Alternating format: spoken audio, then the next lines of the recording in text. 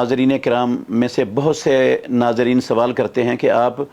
किस मकतबा फ़िक्र से ताल्लुक़ रखते हैं। मोहतरम नाज़रीन किराम, मैं अल्लाह रब्बुल आलमीन के फ़ज़ल करम से उसी मकतबा फ़िक्र से ताल्लुक़ रखता हूँ जिस मकतबा फ़िक्र से अबू बकर सिद्दीक़ रज़ी अल्लाह अन्हु ताल्लुक़ रखते थे, फ़ारूक आज़म रज़ी अल्लाह अन्हु ताल्लुक़ रखते थे, उस्मान गनी रज़ी अल्लाह अन्हु ताल्लुक़ रखते थे, हज़रत अली अल मुर्तज़ा रज़ी अल्लाह अन्हु ताल्लुक़ रखते थे, हसन हुसैन जिस मसलक से ताल्लुक़ रखते थे, और अबू हुरैरा, अब्दुल्ला बिन अब्बास, अब्दुल्ला बिन उमर, अब्दुर्रहमान बिन औफ़, अबू उबैदा बिन अल जर्राह, सारे सहाबा का जो तरीक़ा था मेरा वही तरीक़ा है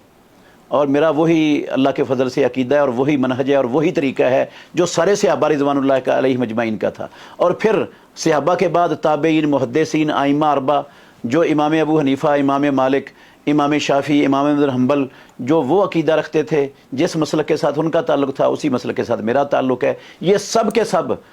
अल्लाह के